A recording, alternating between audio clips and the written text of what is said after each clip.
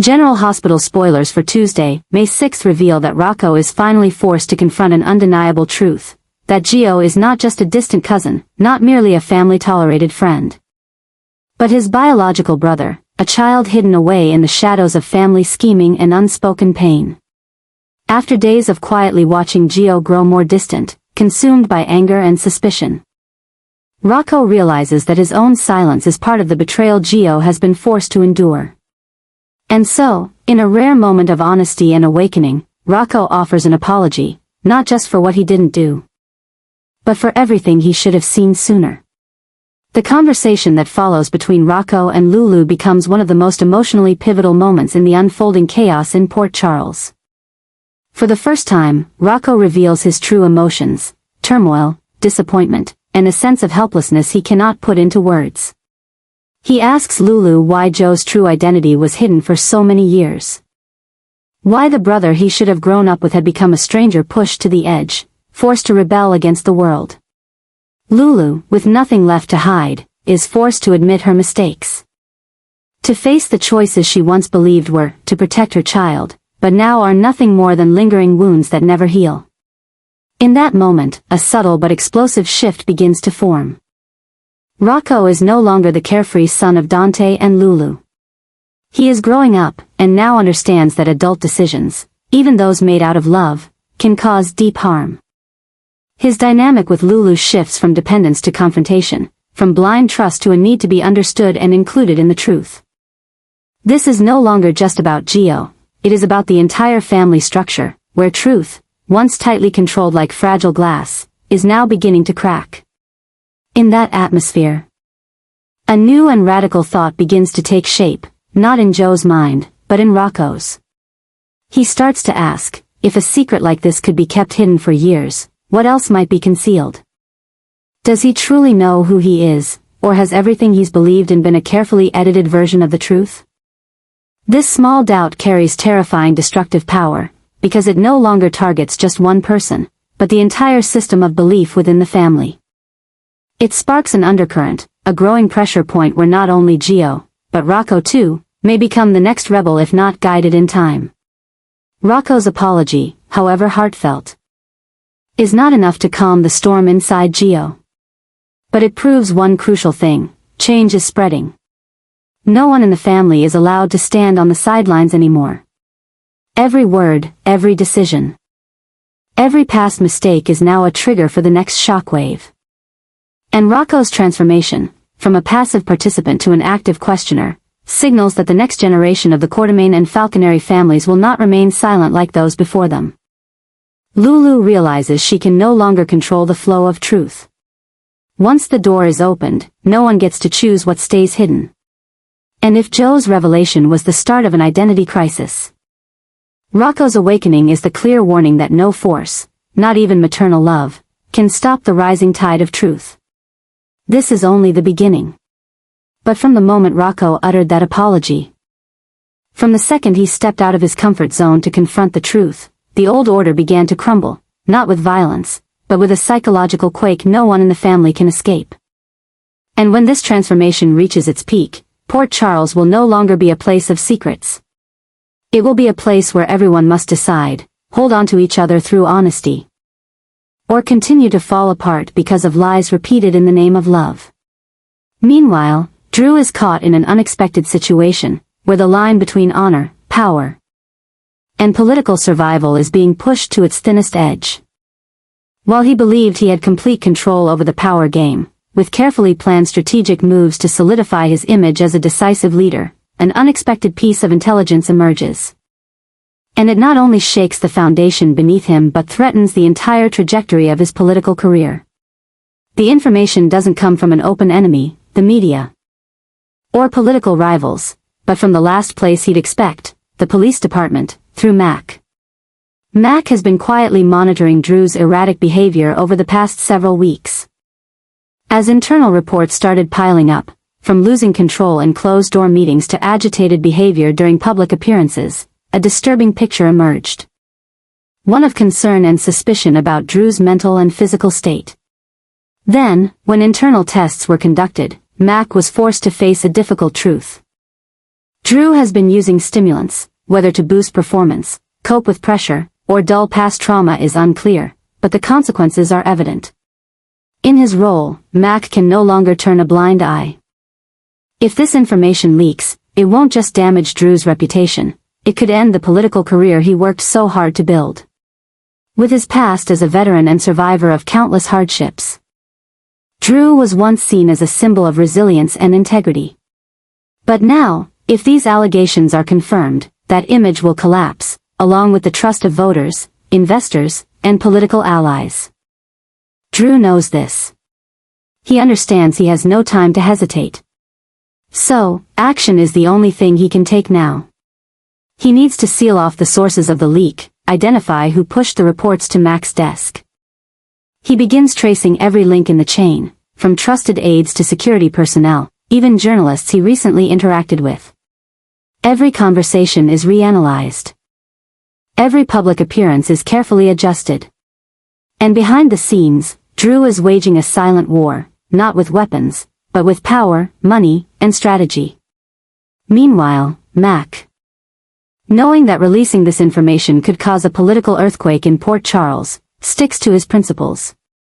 He doesn't care that Drew was once a hero or is a rising political figure. To Mac, the law is absolute and substance abuse is unacceptable, especially when it's in the hands of someone with great influence over the community. He handles everything carefully but is aware he's entering dangerous territory, where every move could be manipulated, distorted, or retaliated against. The story is evolving into a wild and unpredictable crisis.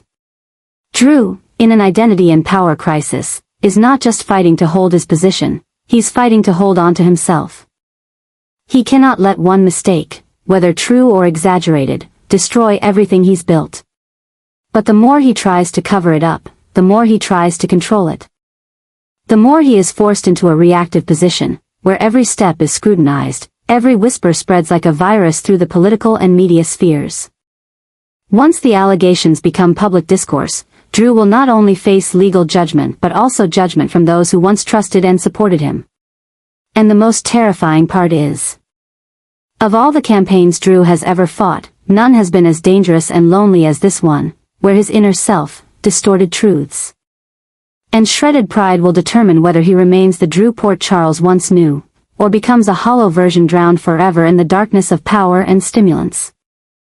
Lois is plunging into a state of unprecedented despair, as the carefully buried secrets of Joe's true identity are beginning to crack, and on the verge of exploding under the weight of time, emotion, and a chain of mistaken decisions. In a moment of panic, Lois can no longer maintain the sharp and strong-willed image she's known for. Instead, she is now just a mother, utterly terrified for the future of her daughter, Brooke Lynn, and the grandson she failed to protect from the very beginning. And so, Lois does something she never imagined herself doing. She begs Dante. This is no longer a simple conversation between two people who once shared a deep personal connection. Now, between Lois and Dante lies a psychological burden only those who have walked through tragedy can understand. In tears and a trembling voice, Lois pleads with Dante to do whatever it takes to prevent Joe's true identity from being exposed any further. Not to continue deceiving, but to protect what's left of a family already shattered by a truth long suppressed. Because Lois knows better than anyone, if Joe's story is publicly revealed, Brooke Lynn will be the first to bear the burden, a reputational shock, emotional trauma, and possibly the complete collapse of her career. Brooke Lynn, who has slowly been reclaiming her position in the entertainment industry and within the Quartermaine family, now faces the risk of being dragged down by a past she can no longer control.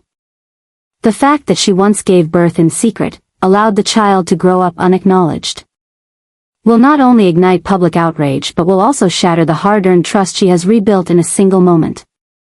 Lois sees it all, not just as a mother, but as a woman watching her daughter teeter between success and ruin. And if Dante doesn't act, if he doesn't use his influence to delay or stop the investigation and exposure of Joe's identity, everything will go up in flames.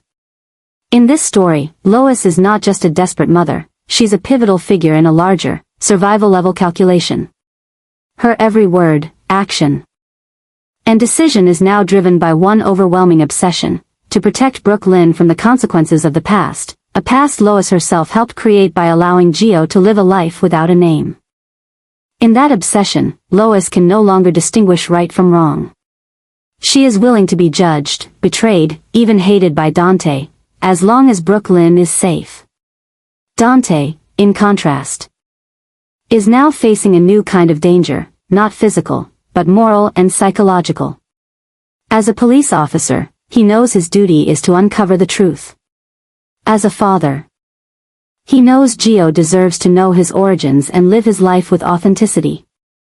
But as a man with a complicated history with Lois, and as Joe's biological father, Dante is being torn apart by conflicting emotions. He cannot ignore Lois's plea. Nor can he easily sacrifice Brooke Lynn's future, the woman who brought his son into the world. More importantly, Dante stands at a perilous crossroads: to protect the truth or to protect his family. Pressure is mounting from all sides, from Mac, his superior, from Lulu, Rocco's mother and someone who is trying to rebuild her relationship with Gio, and now from Lois, once a friend, an ally, and the keeper of many of Dante's unnamed wounds.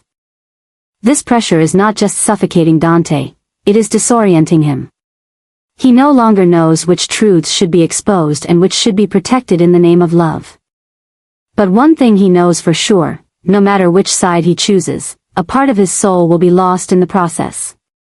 Meanwhile, the events surrounding Joe's identity are spinning out of control. A new shock is quietly forming. Gio may have started noticing the inconsistencies, may have found the final puzzle piece in the picture everyone is trying to conceal. And when that happens, when Gio confronts the truth that everyone fears, no amount of pleading will be enough to save Brooke Lynn's carefully constructed image. And no power will be able to keep Dante from being pulled apart by the forces of truth and loyalty.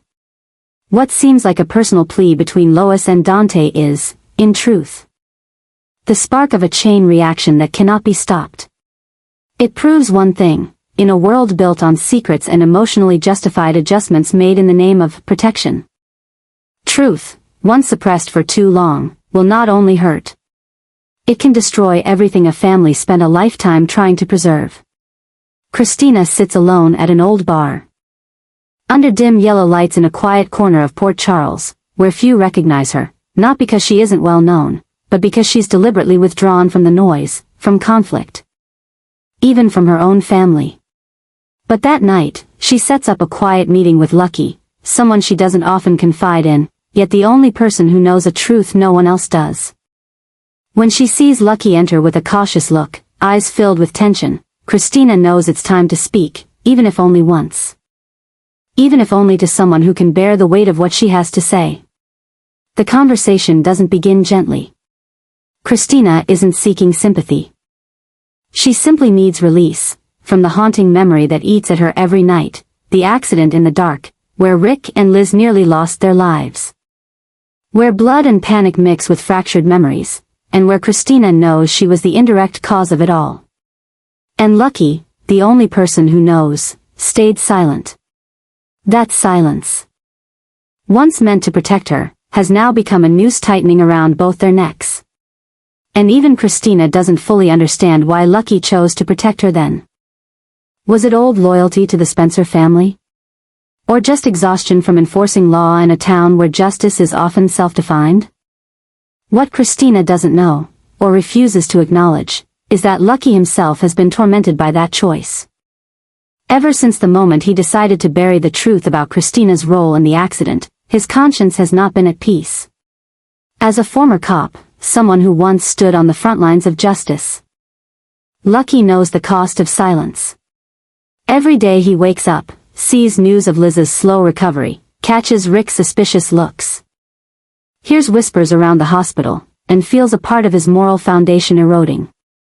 He hasn't just hidden a dangerous act, he's helped a lie survive among the truth.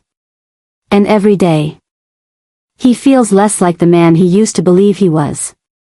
Their conversation, then, is not just a confession, it's the breaking point of a transformation. While Christina is starting to accept that she must live with the consequences, Lucky is realizing he can no longer live with the secret. He doesn't blame Christina, in fact. A part of him still cares for her like the little sister she once was. But he cannot keep protecting her at the expense of others.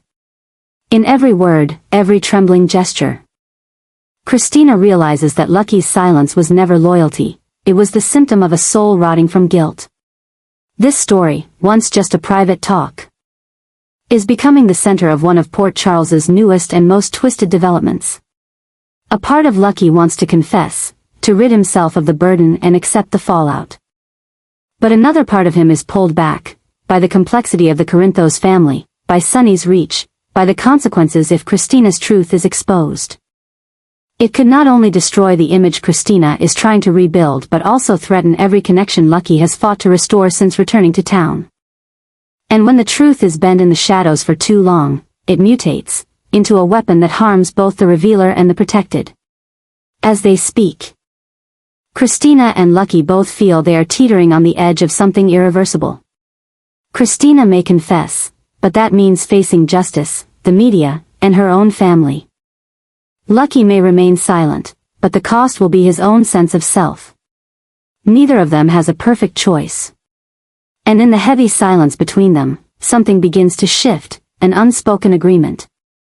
A shared understanding that everything is about to change. Because when a secret is buried so deeply it becomes part of your bones, it either kills the truth, or the truth burns everything down. And Port Charles is closer than ever to the point of no return. Tracy, a woman long known for her control over every situation, now finds herself facing an unprecedented psychological earthquake. While Port Charles is preoccupied with political turbulence and the slow-burning scandals inside the Quartermain family, Tracy sits alone, quietly leafing through old files, buried clues in the shadows of the past. There, a long-hidden secret, one that has been concealed for nearly 2 decades, is now threatening to surface. Tracy is not emotionally prepared for what she is about to discover. But her seasoned instincts and hardened resilience won't let her stop. Then, amid the outdated data, the encrypted medical records, and the redacted adoption papers, Tracy reads a name that shakes her to the core. Gio is her biological grandson. That truth cuts into Tracy like a blade of ice. Brooke Lynn's name is listed as the mother. Dante, as the biological father. 2 names, one, the granddaughter she's always pinned her hopes on, the other, a man she once dismissed as too soft, now formed the key to a mystery she had unknowingly helped cover up. And Gio, the boy she once saw as an outsider. Sonny's stray taken in out of pity, turns out to carry Quartermain blood. This revelation doesn't just upend Tracy's perception of everyone involved. It threatens to destabilize the very foundations of the power structure she has spent her life protecting. What sends Tracy spiraling is not just Joe's true identity, but the realization that this truth has been kept from her for so long.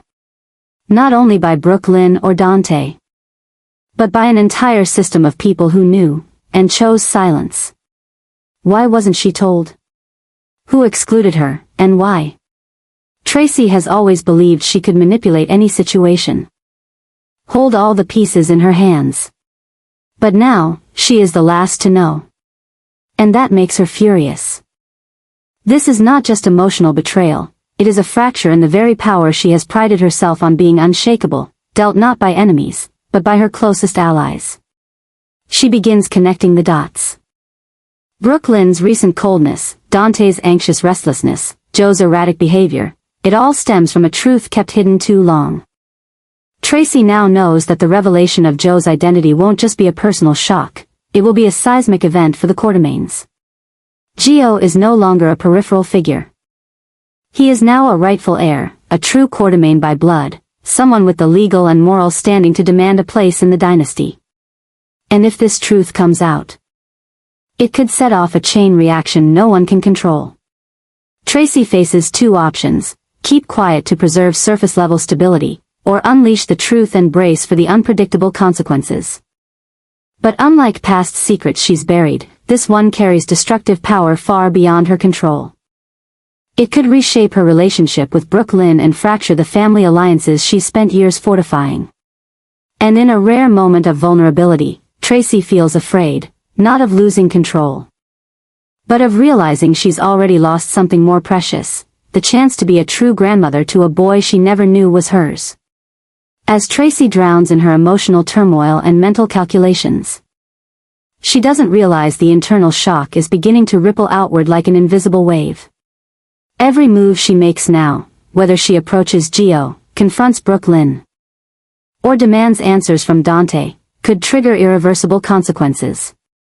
Once Gio realizes Tracy knows, once Brooke Lynn senses the suspicion behind her grandmother's eyes, there will be no holding back what's coming: Joe's rebellion, Brooke Lynn's blind defense, and Dante's agonizing silence. So, when Tracy stands frozen in her office, clutching the old file with the name Giovanni Falconeri Quartermain, a true shock takes shape, not on the surface, but deep in the heart of a woman who once believed she knew everything. Now, she is the one at a disadvantage. And Port Charles is once again on the verge of witnessing a family crisis detonated from its seemingly strongest core, Tracy. Alexis is caught in an impossibly tangled emotional web, torn between her role as a mother, her moral compass, and the growing rupture in her trust toward her daughter, Christina. For a long time, Alexis has learned to accept that Christina is strong-willed, independent, and sees life through her own unique lens. But in recent days, Alexis has begun noticing unsettling signs, in Christina's eyes, her speech, her behavior, warning signals that something is spiraling far beyond anyone's control, including Christina's own. While others remain distracted by political games and family scandals, Alexis, with the sharp instincts of a former attorney and a mother's intuition, begins to see what others don't. Something is wrong in the way Christina is managing her responsibilities, engaging with the community, and most alarmingly, in how she's becoming increasingly isolated. Christina no longer opens up, no longer shares. And the most frightening thing is not her silence, but the energy she now carries, something intense, volatile, and unstable, like an emotional bomb waiting to explode. Alexis starts piecing things together, fragments from conversations with Molly, Sam, and Sunny, and uncovers a disturbing link: Ava has, somehow, become the emotional center of a growing storm between Christina and her inner self. The intimacy between Ava and Christina, whether fleeting or profound, has triggered something unexpected in Christina. It is no longer admiration or a desire to be seen.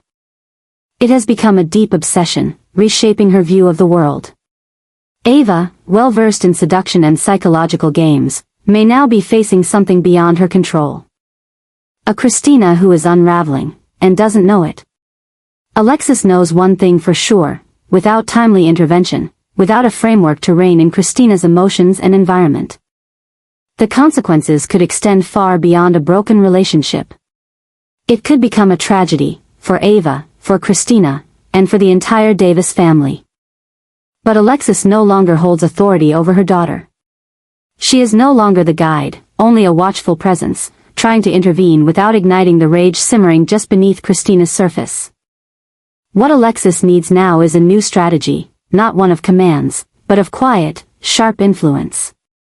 She must summon every skill she once honed in the courtroom: the perfectly timed question, the piercing insight into flawed reasoning, the art of leading someone to truth without forcing it.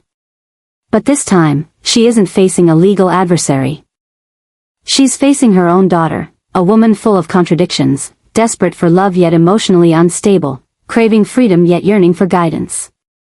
Alexis understands that the truth she's about to confront might be the wildest, most dangerous one yet, that Christina is no longer someone in need of advice, but someone who could harm those she loves if her emotions are left unchecked. She recalls Christina's past traumas, childhood wounds, rebellious outbursts, unhealed scars. Now, all of it is converging into a new storm, one that is violent, chaotic, and unpredictable. And at the eye of that storm is Ava. Alexis knows, if she doesn't act soon, if she doesn't find a way to de-escalate things before they explode, it won't just be a minor scandal, or a spat between two women. It will be a total collapse, of sanity, of reputation, maybe even of lives. And if that happens, Alexis will never forgive herself for seeing the wave coming, and failing to stop it.